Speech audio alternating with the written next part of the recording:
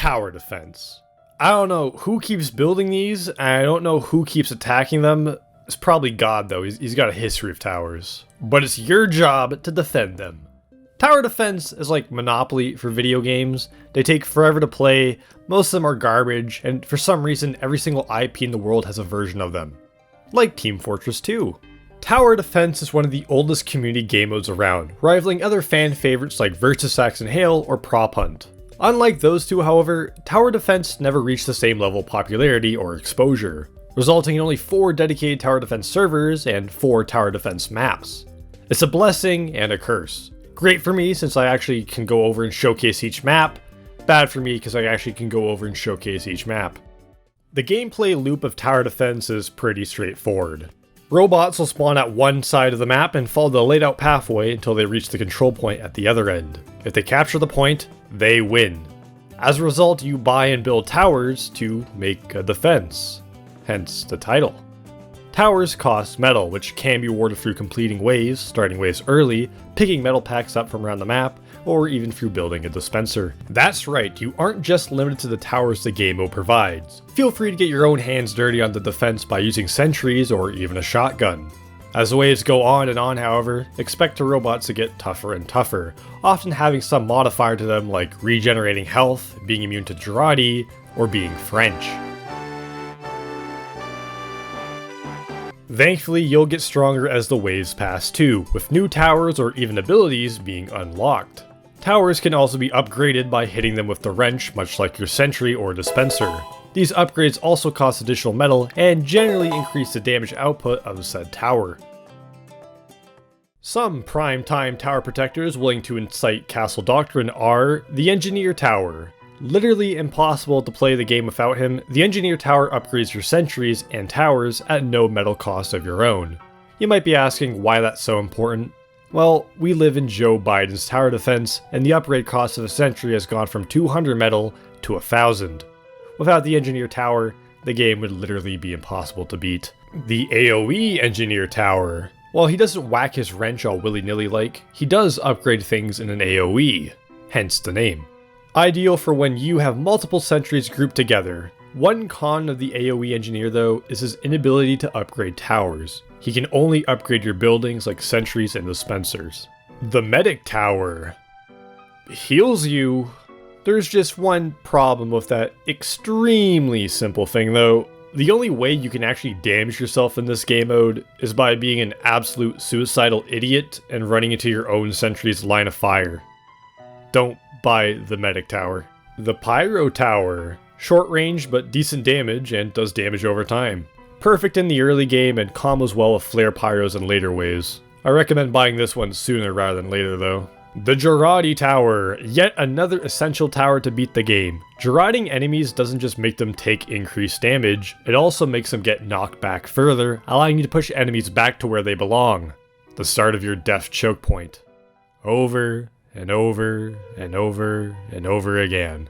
The Grenade, Rocket, and Minigun Tower. Typically these unlock on wave 22, giving you the option of one of the three. A real Pokemon starter choice conundrum. Personally, I've always gone with the Rocket Launcher due to its consistency at all ranges and decent knockback.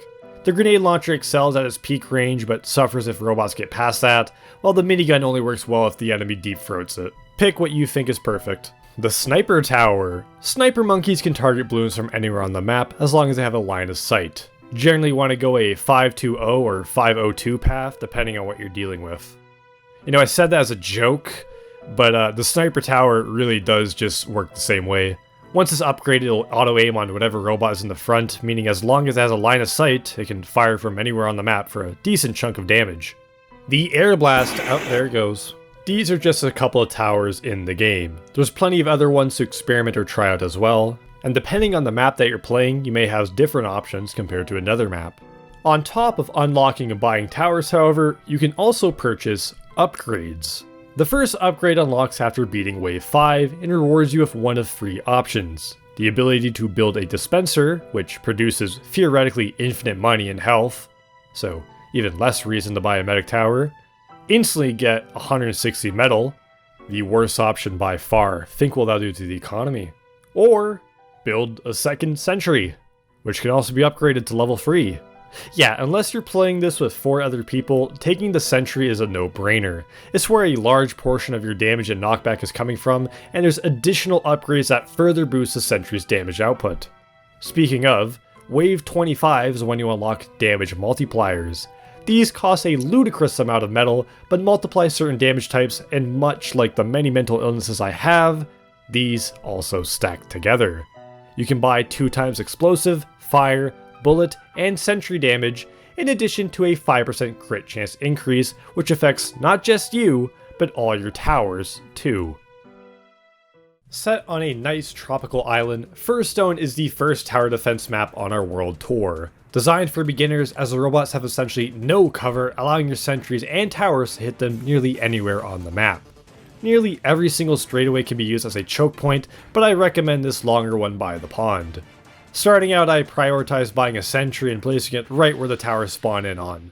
Following that, purchasing a pyro tower and placing it at the start of that straightaway to boost your offensive power is ideal. From there, save up for an AoE engineer tower to upgrade your sentries, and you're golden. This is by far the most basic and easiest map, so it's a great place to get your feet wet in. Watch out for flying enemies though, as they'll go over the path laid out for you, completely ignoring all your towers. Your sentries will still shoot them, however. Thankfully, the map does come equipped with anti-air towers to shoot them down out of the sky. Shrek's stinky swamp sorta sucks to survive on. The robots have an extreme amount of cover that blocks your line of sight, allowing them to quickly break away and reach the end. If one gets there, there's also no good spot to set up to defend the point either due to it being enclosed. Highly recommend setting up near the start of the path by the bridge before the trees, rocks, and bushes prop up and start causing problems. Rampid ramps up the game by adding a bunch of new towers such as the Machina Tower, Natasha Tower, and a bunch of terrible melee towers. It's got a fairly challenging path to set up for with a lot of winding corners and a large map that makes breakaways problematic. If you had no problems with Swampy though, you'll find Rampid a lot more enjoyable. Placing your sentry at the top, peering down at the first ramp while all your towers are down below, works pretty well I find. Gives your sentries massive range and cover to fire from, and the angle means level 3 rockets will knock robots back up as well. The final map, Cavern, is by far the hardest, on both the eyes and in terms of difficulty. Cavern is a sprawling map with a ton of gimmicks attached to it. It has the most towers, upgrades, a second alt path, purchasable dispensers, and path hazards that the player can purchase. The first main path is located underneath the second one. It's comparatively shorter and only features one massive loop with 2 long straightaways. It makes it easy for your sentry to constantly hit bots, but the angle is pretty meh for knocking them back. For 5,000 metal though, you can purchase the path switcher upgrade in the shop. This second path is a lot longer with prime angles and straightaways for knocking enemies back. The fact that the second pathway is also high up means you can potentially get some fall damage and break the ankles on the bots too. Finally, we have the path hazards, which are scattered about on long straightaways throughout the map. For 1,000 metal, you can purchase the slowdown option, which slows down robots walking on them by 10%.